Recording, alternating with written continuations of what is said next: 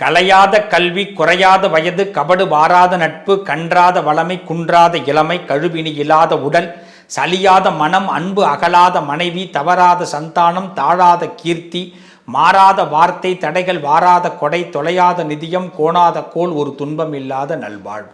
பராசக்தி அபிராமி இந்த கடகராசி சிம்மராசி கன்னிராசிக்காரர்களுக்கு மார்கழி மாதத்தில் மிகப்பெரிய நன்மைகளை நிச்சயம் கொடுக்க வேண்டும் என்று அம்பாளை பிரார்த்தனை செய்து 3 ராசிகளுக்கு மார்கழியில் எப்படி நடந்து கொள்ள வேண்டும், என்னென்ன நடக்கப் போகுது, எப்படி உஷாராக இருக்கணுங்கிறத பற்றி பேச போகிறோம். வாழ்த்துக்கள். வாங்க உள்ளே போய் பார்க்கலாம். மார்கழி அற்புதமான மாதம், தனுர் மாதம்னு அதுக்கு பேர். தேவர்கள்லாம் இங்கே இறங்கி நம்மளோட பழகுவார்கள்னு சொல்லுவாங்க. நமக்கெல்லாம் இப்போ தேவ குணம் அதிகமாக இருக்கும். அப்படின்னா என்ன, இந்த மாதத்தில் கல்வி ஆற்றல், ஒரு விஷயத்தை கற்றுக்கிறதுக்கு நமக்கு மனசு தோணும், தெரிஞ்சிக்கிறதுக்கு தோணும், நம்மளை உஷாராக இருக்கிறதுக்கு தோணும், உத்தியோகத்தை பற்றி யோசிக்கிறதுக்கு தோணும். ஸோ நல்லது தோணக்கூடிய அற்புதமான மாதம். இந்த மாதத்தை சாதாரணமாக எடை போடக்கூடாது. இந்த மாதம் ஒரு விதைக்கிற மாதமாக நினச்சி நல்லதை விதைப்போம். நம்ம நல்ல விஷயத்தை விதைக்கிறதுனால நல்லது நடக்க போகுது. யாரும் நமக்கு கெட்டதை கொடுக்க முடியாது, கெட்டதை நினைக்க முடியாது. அப்படி ஏதாவது நம்மளை பற்றி யாராவது கெட்டது நினச்சாலோ கெட்டதை பற்றி பேசினாலோ அது மற்றவங்களுக்கு சங்கடமாயிடும். அப்படிப்பட்ட சூழ்நிலைகள் தான் இந்த மார்கழியில் உங்களால் மற்றவர்களுக்கு கெடுதல் நடக்கும். உங்களை பற்றி யாராவது தப்பாக பேசினா ஸோ அப்படி ஒரு பாதுகாப்பை இறைவன் கொடுக்கிறார். ஆண்டவனால் முடியாதது எதுவும் கிடையாது. அப்படிப்பட்ட ஆண்டவன் ஒவ்வொரு ராசிக்கும் என்ன பலனை கொடுக்குறான் பார்த்துடலாமா? கடகராசி. கடகராசிக்கு 6வது வீட்டிற்கு இந்த மார்கழி மாதத்தில் சூரிய பகவான் வருகிறார். நல்லது நடக்க போகுது, மனசுக்கு சந்தோஷமான விஷயங்கள் கை கொடுக்க போகுது. பகையாளிகள்லாம் ஒன்று சேர்ந்து நமக்கு நன்மை செய்ய போகிறாங்க. எதிரி இல்லாத வாழ்க்கை அமையப்போகுது. நல்லா தூங்கி எழுந்திருக்கலாம். நன்மைகள் அதிகமாக கிடைக்கும். பொருட்கள் சேரும். அதுவும் பார்த்திங்கன்னா இந்த நியூ இயரில் செம்ம கொண்டாட்டத்தை இந்த கடகராசிக்காரர்கள் கொண்டாட போகிறீங்க. அதை பற்றி நான் ஒரு வீடியோவே போடுறேன், பாருங்கள், விரைவில் வரும். கொண்டாட்டத்தில் திளைக்கக்கூடியவர்கள் கடகராசிக்காரர்கள். நல்ல விஷயங்கள் கை கொடுக்க போகுது. எதிர்கால சிந்தனைகள்லாம் வெற்றி பெறப்போகுது. வேலை வாய்ப்புகள் உங்களுக்கு அமைய போகிறது. புதிய பரிணாமத்தை, புதிய வளர்ச்சியை பெற போகிறீங்க. என்னை பொறுத்த வரைக்கும் சந்தோஷம் அதிகரிக்கும். பணத்தட்டுப்பாடுகள் நீங்கும். உறவுகள் மேம்படும். உங்களுக்கு பிடிச்ச மாதிரி நீங்கள் வாழ்கிறதுக்கு நல்ல வாய்ப்புகள் இந்த கடகத்திற்கு இந்த மார்கழியில் நடக்கப் போகிறது. இந்த கடகராசிக்கு சிறப்பாக இருப்பீங்க. சிம்ம ராசி, உடல் நலத்தில் ரொம்ப கவனம் தேவை. ரொம்ப முக்கியமாக சைனஸ் வீசிங் சம்பந்தமான விஷயங்கள், நரம்பு சம்பந்தப்பட்டவர்கள், தொடர்ந்து நம்ம மருத்துவம் பார்த்து கொண்டிருப்பவர்கள், மருந்து சாப்பிடக்கூடியவர்கள், மாத்திரை எடுக்கிறவங்க, சிம்மராசிக்காரவங்க இந்த மார்கழியில் கவனமாக இருக்கணும்.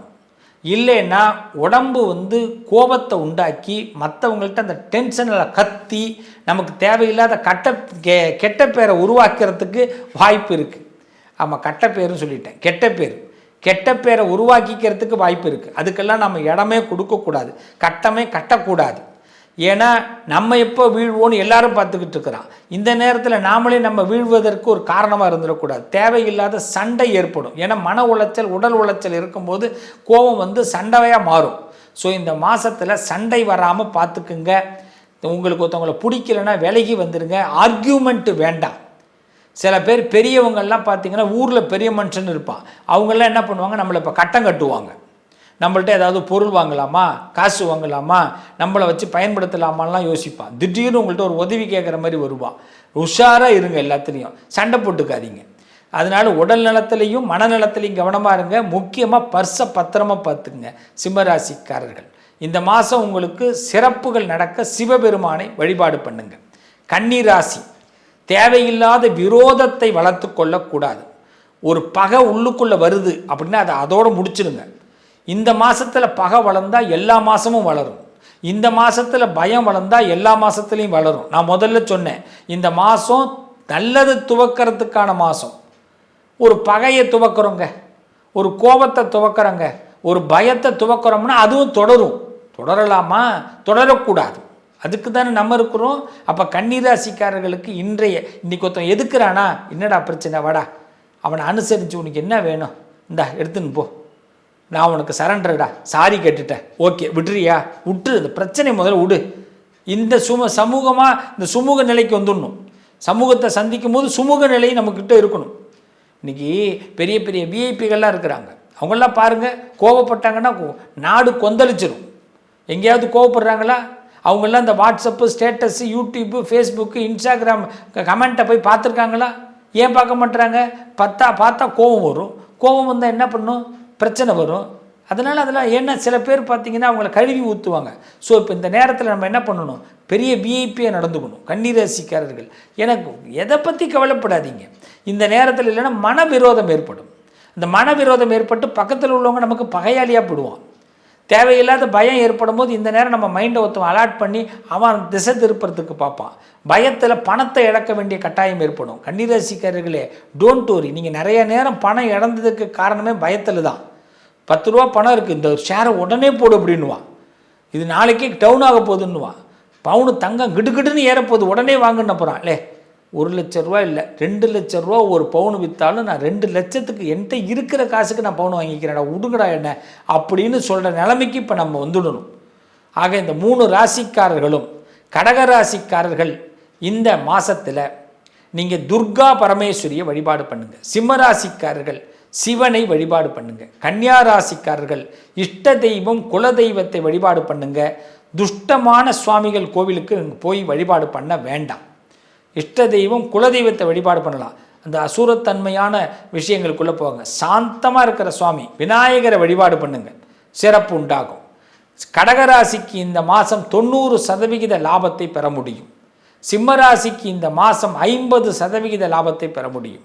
கன்னிராசிக்கு இந்த மாதம் 45% லாபத்தை பெற முடியும். இப்போ மீதி சதவீதம்லாம் என்னாச்சு?